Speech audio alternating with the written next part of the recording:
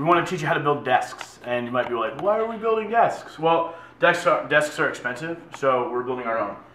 What I've done is taken a piece of 3/4 inch plywood and I've cut it diagonally down the middle using a chalk line. Just cut down the corners, rounded them out, made them look all pretty, have a little more desirable shape than just a triangle. I'm using the first one I did as a stencil for everyone afterwards, so they all look the same. You can make any shape you want. You can do moose antlers or, that's all I got. I don't even know what else you can do with it. When you use your stencil, make sure that you butt up your factory edge with your factory edge and don't use your cut edge because it's going to be the most inconsistent. Then I use pencil. Don't use marker because when you go to paint it or do anything afterwards, any marker is going to bleed through and you get out the jigsaw. I've been using old t-shirts for to keep the sweat off my brow. Alright, start on the right side of every single corner. You want the jigsaw to be to your right. Odds are if you own a jigsaw, you probably know how to use it already, but yeah, maybe I won't mess this up. Sawdust in my eyes. Oh my gosh. When you're doing your lines, it's better to be on the outside of the line and have a little too much because you can sand it down later than to have not enough and because you can't add more wood.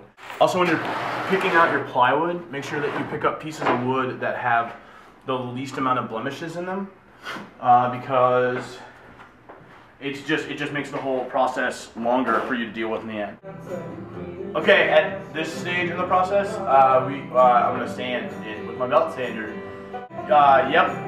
I rounded out the edges with my router, and now I'm going to sand it to kind of like get rid of the pointiness that the routing, like doing the router on both sides will do. So you basically just take this guy and run around the entire perimeter and on both sides to give it like a nice round feel, and then you go at it with this to kind of get rid of a lot of the chunkiness. I've already done a good amount of it here.